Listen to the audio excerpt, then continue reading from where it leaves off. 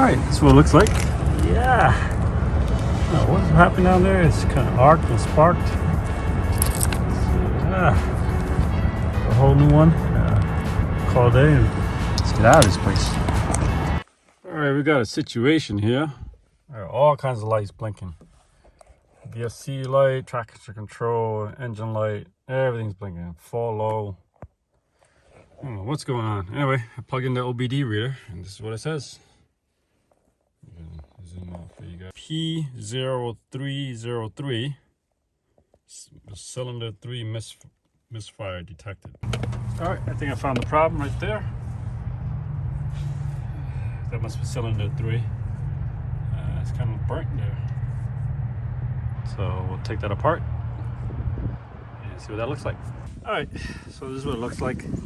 I know I was in that parking lot at the shopping center and I was kind of stuck there. I was trying to do it in the parking lot. I ripped this apart as you saw in that last clip.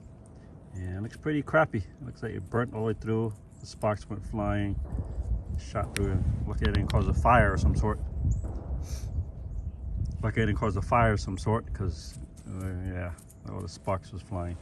Anyhow, this is how it looks. It melted everything. So here's the spark plug. Pretty bad there. Yeah. Comment below. So it's probably because the thread seating was pretty bad. I just finger tied it, thinking this 10mm would hold everything in, but nope, not the case. It blew out the ignition coil. It almost caused a fire. So to tap the head, you need extension, you know, a ratchet extension. This is a 6-inch, could be a 10-inch, whatever you want. So the great thing about this one from Amazon, it has a piece to hook up onto. The ones I've seen at the automotive place, the head's too big, so it doesn't fit into the spark plug hole as much. So that way this part has the actual snap on, so you're good to go. So liberal mount, that way it catches all the shavings.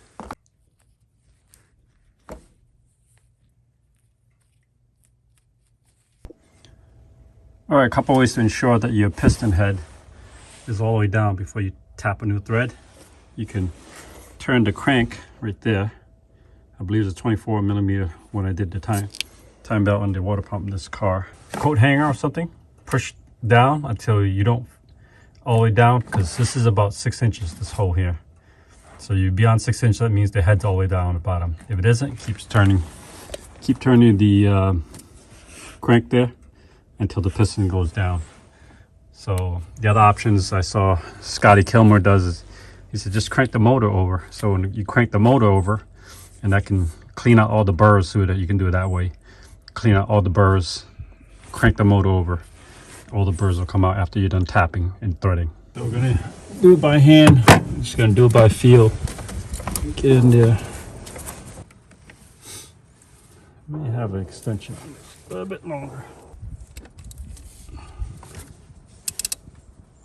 So I'm tightening it. That's what I'm doing. Just going real slow, being gentle. And like I said, we'll crank over the motor. Kind of sputs all the shavings from the motor out. Now we're going to start the new one with the Loctite on and the anti-seize on. We'll do everything by hand, slowly, until it stops. When it stops, that means you hit the knurls. All right, so that's in there. So it's just finger tight.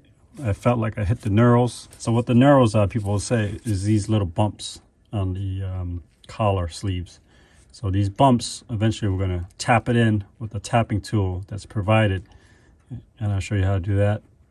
These will catch the aluminum block. That way it will never come out. In addition, we have applied Loctite on there, so these threads won't back out on us. So on the package for Loctite, it'll say 10 minutes to kind of set. Some people say 30 minutes, but in this weather, it will not happen. I'll tell you right now, you will have to wait at least 24 hours or more. Here it coming. Here we go. Coming out. Voila. So spark plugs out. The collar still in there. And we utilize the the spark plug without the crush washer. So success. So here's a endoscopic camera by Dipstick. Yeah, is that how you say it? Dipstick. I found it on Amazon for $100. Turn it on. It has wheels that move the heads back and forth, so it's great. You can use it for plumbing, automotive, but we're gonna use it for automotive. You'll see the reason why. Let's put this camera into the hole. And it's a good picture of the coupling. Insert our tool and push the knurls in. All right, cool stuff. All right, put a piece of duct tape inside here, so that way that stays snug, so that way it doesn't fall out on me. That's what we put in there. It's really snug in there. I mean the hole there.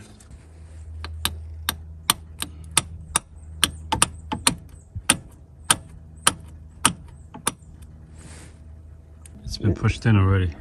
It didn't require much. That could be a good thing, a bad thing, but whatever. This truck is old. We'll keep it that way. We'll put in the spark plugs, torque it down to 13 foot-pounds. All right, we're going to torque it to spec. 13 foot-pounds is what it calls for. Comment below if I'm correct.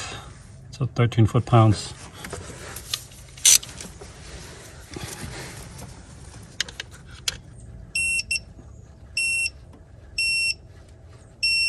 Okay, 13 foot-pounds. Come out of there. So we're gonna let this sit for 24 hours. Then we'll start this thing up, see how it goes. All right, so I didn't get the OEM ignition coils. I got this from CarQuest, from my local car places. That's the code. That's the code that it needs. So it's gonna fit right over that. All right, down you go.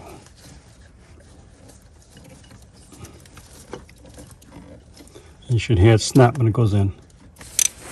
0.8 because I don't know, it feels more snug than it should. So let's bring that back up.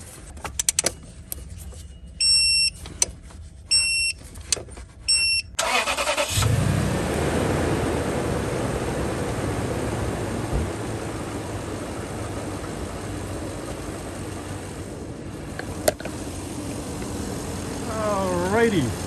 Look at that, sounds pristine. No more check engine light. I did clear the code. I drove around for a little bit and nothing has came back.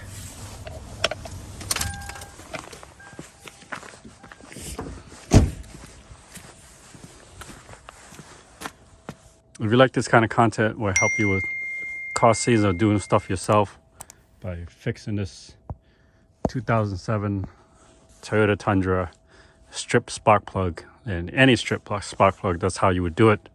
You haven't already subscribed to the channel. I appreciate everybody watching these videos, and I hope people will keep subscribing, because you know, we're gonna save you a lot of money by doing stuff yourself in the driveway. I'll see you next one.